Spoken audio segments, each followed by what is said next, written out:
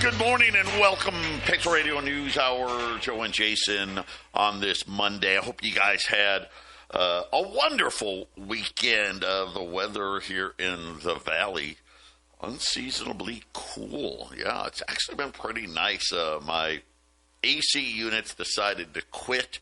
Well, one of them really quit, and the other one, well, it's not in much better shape. So the good news is it hasn't been that hot. Bad news is still hot enough without AC. Life sucks. But today they're going to be replacing them. So hopefully when I get off work today, it'll be nice and cool at my house. I know Colorado, it's like near freezing. Yeah. Wow. The weather has been really weird. Not in a good way for what it matters. We need all the water we can get. By the way, everybody, we're still in mega drought conditions. Colorado River water, which Arizona only uses Colorado River water for agriculture. California, mostly for agriculture as well. Nevada, I don't know. They may use it for drinking water. I'm not sure. But, yeah, big cuts coming. Yeah, right. The timing's perfect, right? Food prices are already a fortune. They're going to get worse. Matter of fact, I thought we were going to have good news today. There was kind of a report early this morning. It made no sense. Well, because it made no sense. And now we've got clarity.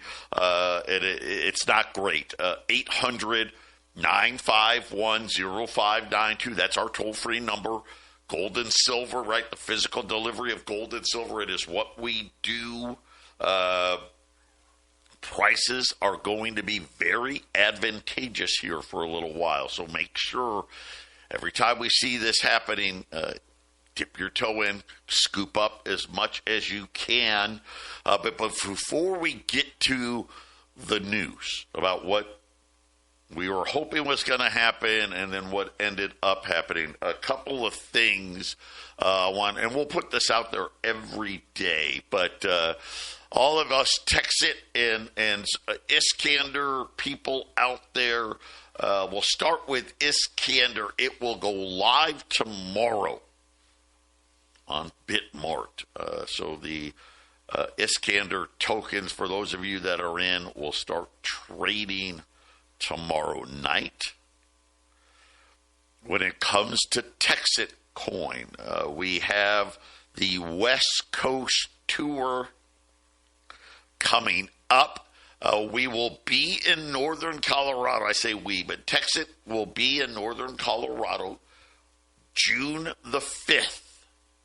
Mike Morris and Jason, they're working on a location. They're going to feed everybody. And this is, bring all your questions, bring all your concerns. And I know, listen, right, I update you guys on the radio and give you all the information that I have, but it's always beneficial to hear it from the horse's mouth. So most of all, the big wigs in Texit will be there June the 5th. We're going to ask you guys to RSVP. We want to make sure we got a big enough space and obviously enough food. For those of you in Phoenix, June 15th. So I want to say Colorado's on a Friday night. Arizona, June the 15th. Myself, Angie, Sarah Warren, we're all working on a spot. Find a spot. All of that information will be forthcoming. But this is going to be a great opportunity. Guys, ask all the hard questions. Anything and everything that possibly could be bothering you. If you have questions about Iskander, whatnot, this will be your opportunity. And just kind of shows you, right? I mean, obviously, these guys have not given up. And as I said that all along, the plan is still the plan. And those will be the two dates for this audience. They're going to be in Colorado Springs. They're going to be, I want to say, maybe in Littleton. They're going to be in Vegas. a couple of stops in California, and then wrap it up in Arizona. But for you guys that listen to this show in Colorado and Arizona, northern Colorado, June 5th. And then here in the Valley of the Sun on June 15th. And we'll get all of that information out to you in plenty of time. But circle it, clear it off your calendars, and then we'll tell you all the other details as we get them.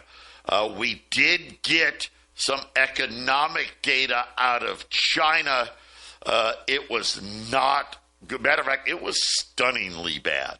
And of course, you know, the Chinese, like us, right, they massage all their data. And you can argue who massages it more. But this was a big miss. It has everybody kind of worried. The bond market is not behaving. And again, warning sign. It's just a warning, right? But the bond market is telling you, hey, we got a lot of stress, and it doesn't appear to be getting any better. This morning, the DOJ, the Department of Justice, says that they are going to open up a case with I think it's BlackRock. It's either BlackRock or Blackstone, one of the blacks, about their private credit markets. But when we get back, what happened in the last few hours? 800-951-0592, Patriot Radio News Hour on this Monday. A quick look in at the market. So we were setting up for another down day, another big down day. Then things got turned around, and we're going to have a big up day. And then things got turned around again. And are we headed for a big down day again? We'll see. But right now, the Dow is down 40. The S&P is down 18.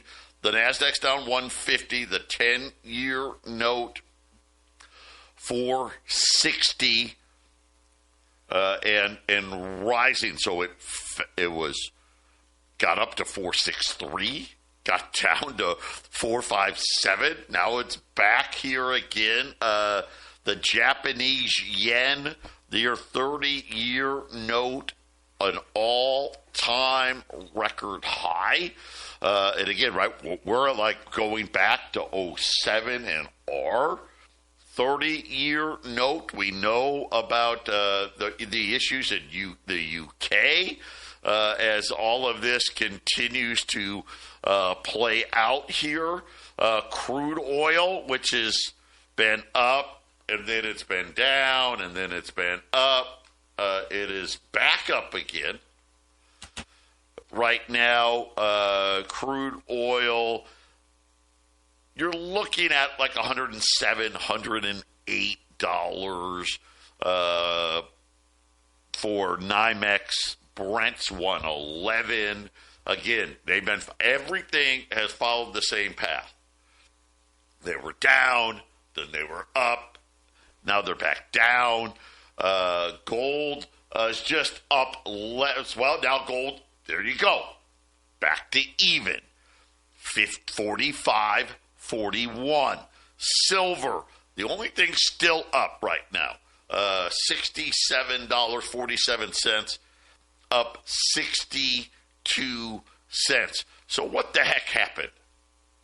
Well, a report came out of Iran that there was going to be a potential deal as far as a long-term freeze that was going to be on the table, and the U.S. was going to stop the sanctions. And it was really weird. And when I saw it, I'm like,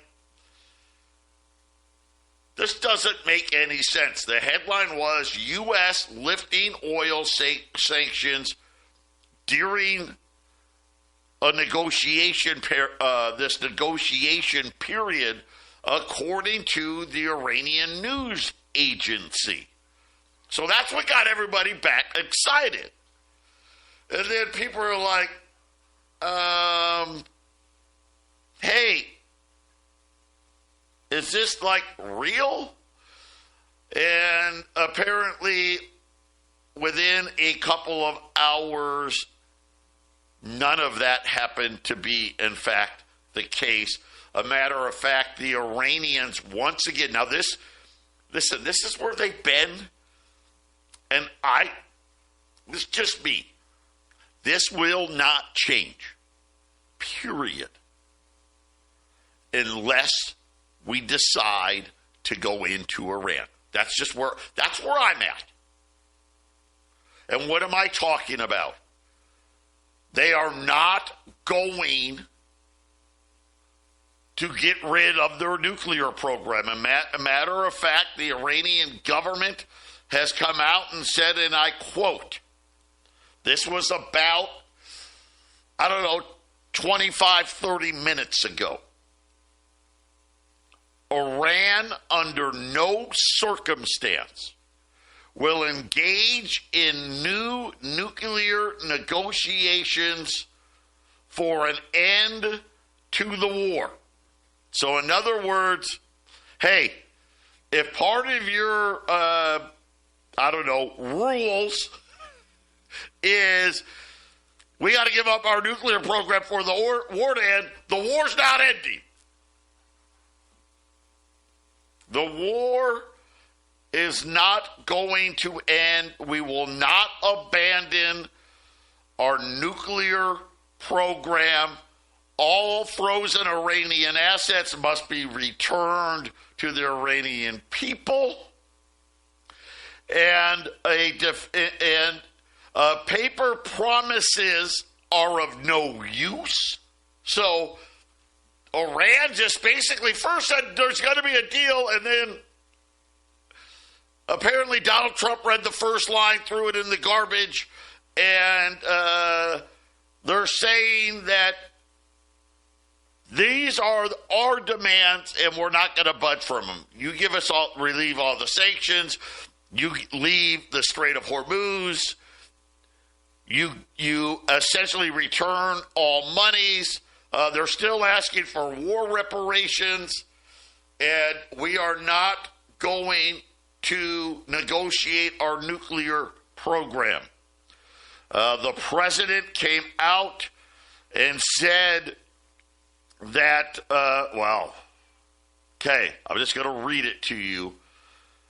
If Iran surrenders, admits their navy is gone and resting at the bottom of the sea, their air force is no longer with us, and if their entire military walks out of Tehran, weapons dropped, hands held high, all shouting, "I surrender, I surrender," while wildly waving the represented white flag, and if their entire remaining leadership signs all necessary documents of surrender, admit their defeat to the great power and force of the magnificent USA, the failing New York Times, the China Street Journal, apparently the Wall Street Journal is now the China Street Journal, corrupt and now irrelevant CNN, and all members of the fake news media will headline that Iran had a masterful and brilliant victory over the United States of America. It wasn't even close. The Democrats and media have totally lost their way. They've gone absolutely crazy. Yeah, I guess we're going to go into Iran? I don't know. I will say this. I find it interesting that, because it feels like we're just stalling, right? Doesn't it feel like that? We're kind of just stalling, and we go through this every week, right? Week after week after week. And the president says, we're going to bomb you. We're going to start and nothing's really happened. We're drinking up all that oil supply. You got to rush to inflation coming. It takes a while to. I'll go back to what I said last week when when the COVID emergency came in, right, Joe?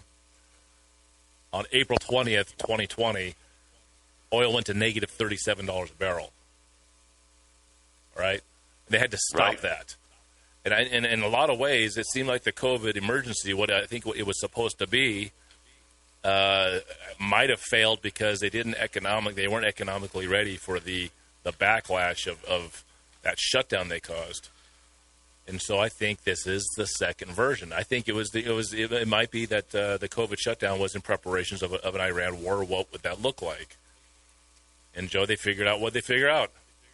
Too much oil. How do we have inflation? Negative $37 a barrel. Uh-oh. Wait a minute. This isn't going to work if we go in there. So we got to drink it all up. We got to shut it all down. As Joe, was it you said last week, was somewhere in the United States, they had a fire, right? Yeah, that was in Tulsa. Tulsa suddenly can't refine oil quite as well because of fire. And here we are. We're false scarcity before the shutdown. And inflation, Joe. I mean, I think it's a very dangerous game because I don't care how powerful or maybe how smart these guys might be. You can lose control of this thing really, really quickly. And this is why you guys got to be prepared. You got to be prepared. You got to use your brain. You know, I used to love lifting weights, getting the big muscles, and being a big, strong guy.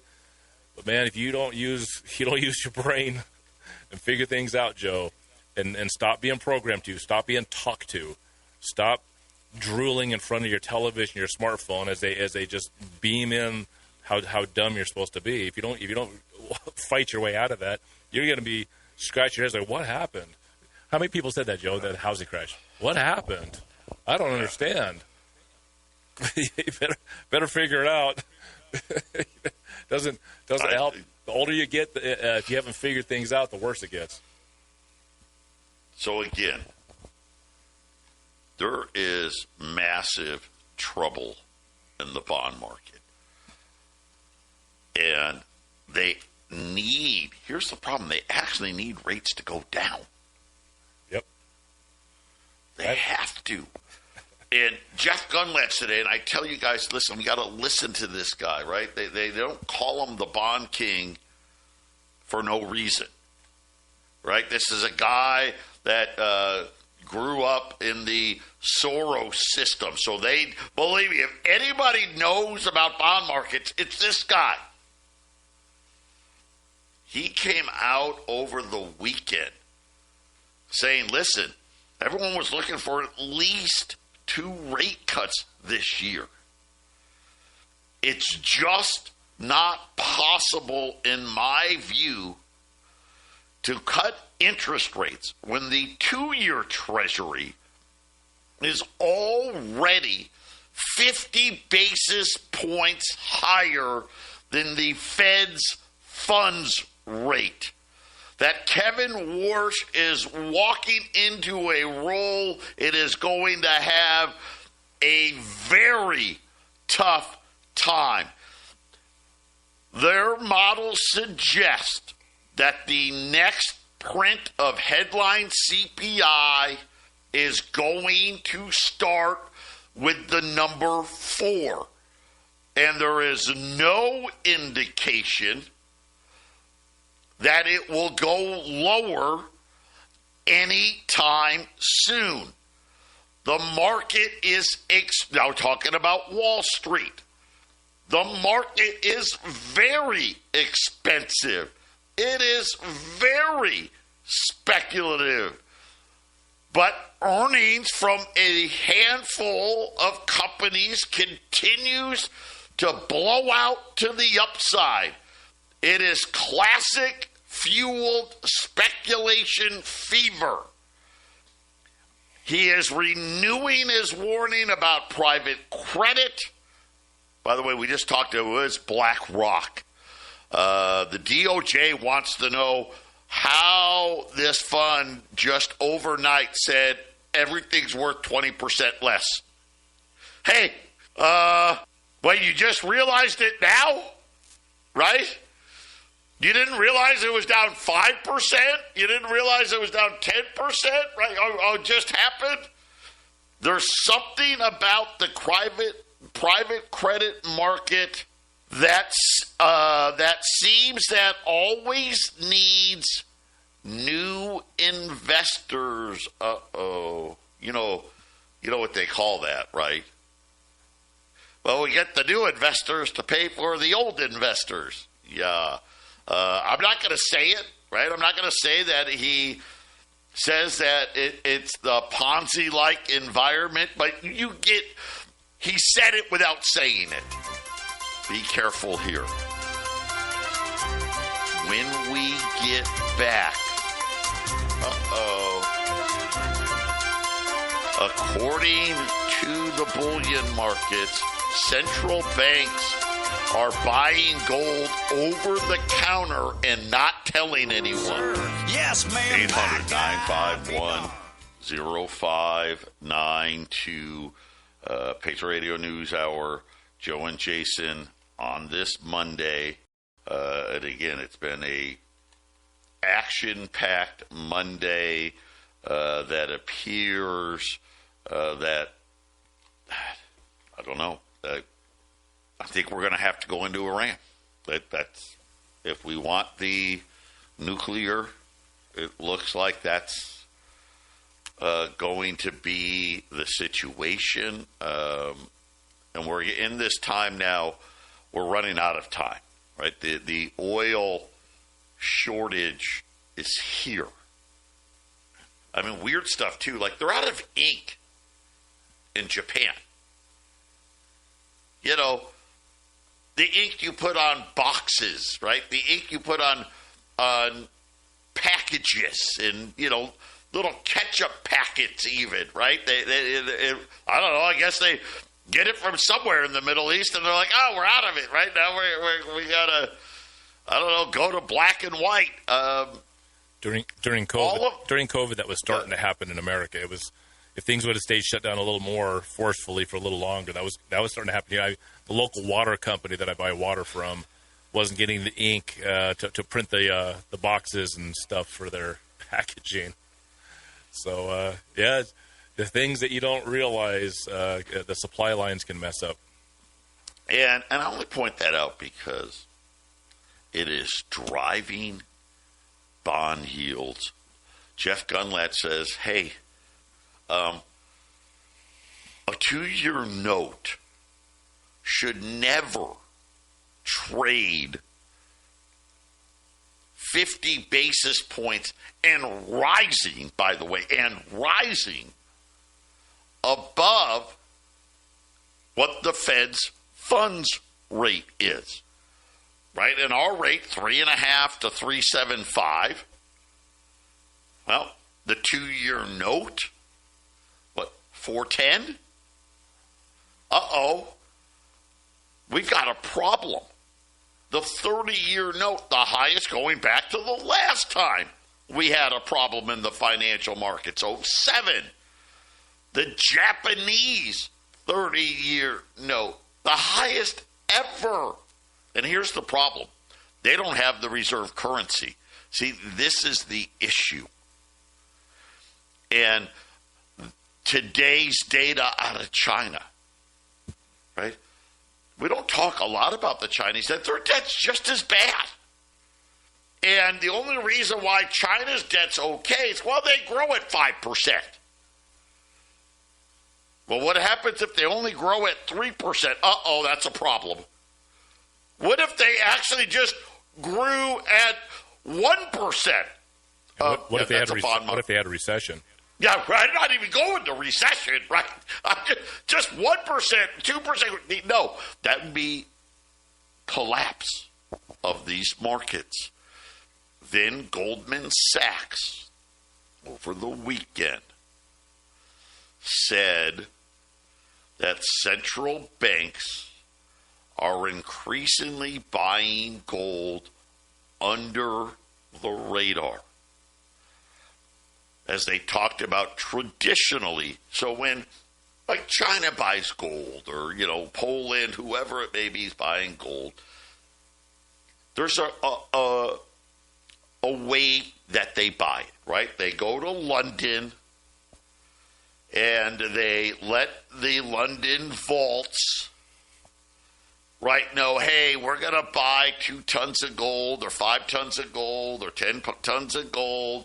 And, of course, they make a plan for this to happen. Well, here's what's been happening in London. Gold continues to pour out of London. And matter of fact, Goldman says the outflows keep rising. But gold's fallen. Gold's down. Central bank purchases, right? We know something like Turkey, Russia had to sell some gold. Central bank purchases, I mean, they're not bad, but they're not, over the moon. And Goldman says that they are now revising their methodology because in their belief, central gold demand has remained materially stronger than previously estimated. What? But all the headlines say, well, gold, central bank, Turkey sold, Russia sold. I mean, China's buying some, but, it's off the record. They say even though public visible purchase data appears to have slowed from last year, these proprietary central banks are buying much higher amounts in what Goldman is describing as missing sovereign flows in the London gold trade data. Uh-oh. So what is all that? I mean, I know that this is, what does this mean, Joe? Tell us what this means.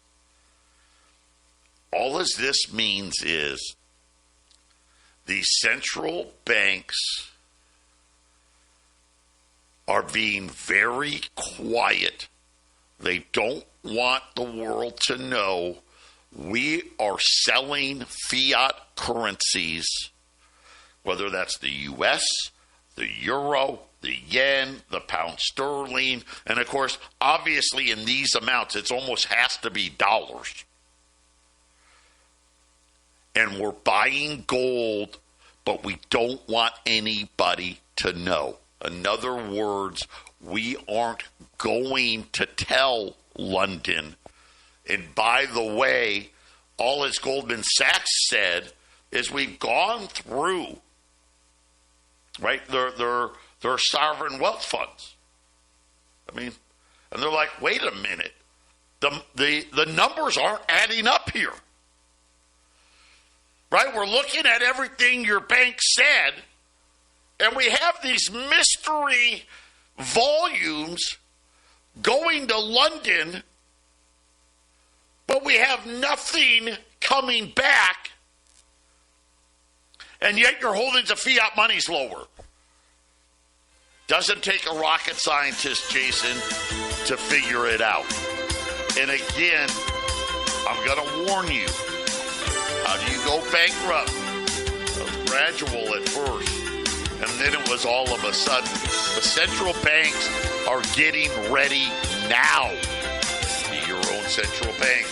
Make sure you have your gold and silver. We'll be back after the break.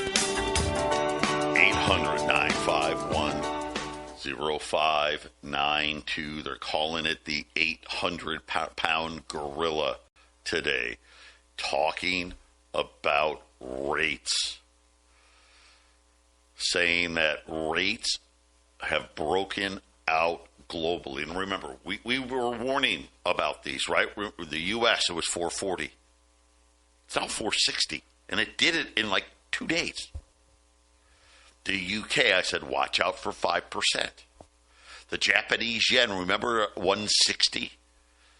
They had to intervene twice. Guess what? The yen, back to 159 and change today. Big troubles beneath the surface. beneath the surface. And then Goldman Sachs said, hey, guess what? The central banks, they're beneath the surface, buying gold at all-time record levels. Talking about the London vault, the gold disappearing. It's accelerating. They're actually saying it's getting worse. But everyone's like, but Joe, it's not rallying. It will win. It's going to be opposite what people think. I will say that if this continues, and I don't know how it won't, because the war doesn't look like it's going to end at all. Matter of fact, it looks like it's got to get worse. Is the Fed going to be forced to raise rates?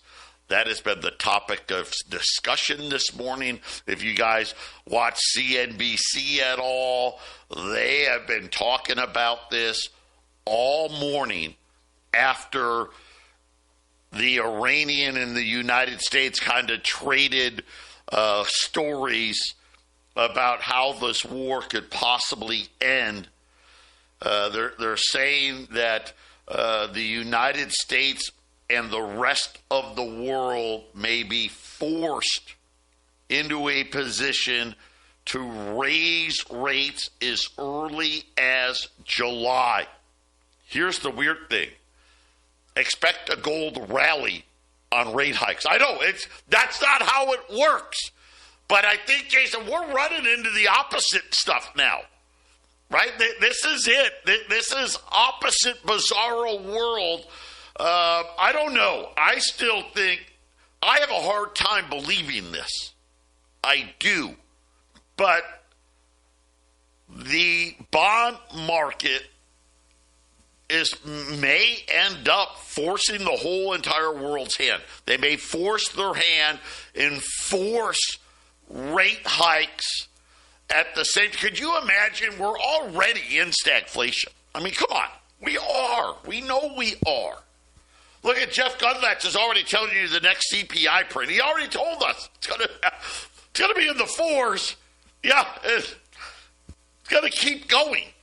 I don't know, Jason. This is not. There won't be a rate hike. This is not. Jason says no, right? Trump said last week, Trump said, I'm okay with $8 a gallon gas, so I don't think we can consider rate hikes until we have $8 a gallon gas. How's that? He said it. Here's the thing is Trump says all this goofy stuff, and it's like he's living in his own world, which I think he tries to create the world around him that he wants. But he says things that are somewhat truthful, and I think he says, hey, I can live with $8 a gallon of gas, so can you. Lower the rates. That's what I heard. Well, guess what? Bloomberg saying, hey, the Fed is going to have to create a new inflation number. Lie. Lie? Yeah, I guess, right? Hey, the lie you're currently telling isn't good enough. You need to come up with a better lie. They went back to Kevin Warsh's testimony when he was being vetted as the new head of the Fed and saying, well, you know what I like to do? I like to just take out all the stuff that goes up really hard and not count it. And then look at all the other stuff to decide what inflation's going to be. Again, I think there is a huge potential here for a car crash, right? It's like, why do you watch NASCAR? For the wrecks. Is and are the central banks falling into the trap? And again, we said this a long time ago. There was no good choices, right? Raise rates, they went to lower rates. Remember, they lowered rates. We were at, 4.5? We're at 3.5. Well, the last time that we were in a similar situation, debt to GDP, they changed the economic world system, and they called it World War II. And after World War II, we had an inflative cycle. That inflative cycle came to a head in the 1970s with massive inflation. Once other countries figured out maybe we want our gold back, right, Joe? And then they they had enough inflation, and then they went into the cutting rates, and they went into to the deflationary cycle, where then you got spend, print. Started with Ronald, remember, Ronald like Reagan. the Obama years. If we could just get inflation to 2%, remember? Ronald Reagan was the one that started that spending. It just never stopped. Right? That went right through Clinton years. Balance the budget. Too much money printing. I got the idea. Let's print some more. So now we are in an inflative cycle, not a deflative cycle. I don't know how long it'll last. They say 40 years, but here's the thing. You can't be raising the rates at the beginning of your grand inflative cycle. Not yet, at least. Wow. Yeah. I've been saying that a lot lately. I am extremely confused. Patriot Radio News Hour, final segment coming up. 800-951-0592. The only thing up today, gold's up $1, 45.42. Silver's up 75 cents, 76.59. Last day here on $20 gold, 45.95. It's got spot, almost 45.50, 45.45. 800-951-0592. We are again right where we've been with Iran. I don't know how many more times Iran's got to say it, right? I mean, either we're going to have to pick things back up or go home. Energy prices have started this. But, wow, like tomatoes. You know, tomatoes just hit a record today? Tomatoes. Oh, boy. Are they grown in the Middle East? I don't think so. But, yeah, I mean, fertilizer. It is lack of. Boy, that's a problem. But it looks like, could the unthinkable happen? Central banks now essentially buying gold, according to Goldman Sachs, at all-time record levels, but not telling anybody. Why? Because they're dumping fiat currency. And it makes sense. Look at the bond markets. What would you do? How do central banks own fiat currency? By buying bonds. That's how they own them. They don't hold U.S. dollars. They don't hold U.S. dollars in banks. They hold bonds. Listen, you can buy a bond. It's a 4-week bond. You don't have to hold it that long, but that's how they do it. And they're not coming. And yeah, I look at, we live in the U.S., so I'm concerned about our markets. Japan's in trouble. It's still the 5th largest economy in the world. South Korea is in trouble. The UK is in trouble. All of Europe is in trouble. The Chinese are in trouble. Really, you think about the Chinese. They get most of their oil from the Middle East, right? This is a problem. 800-951-0592. Listen, you can wait. You can wait. But I wouldn't wait too long. There may be a bond market revolt globally, because we have seen it globally.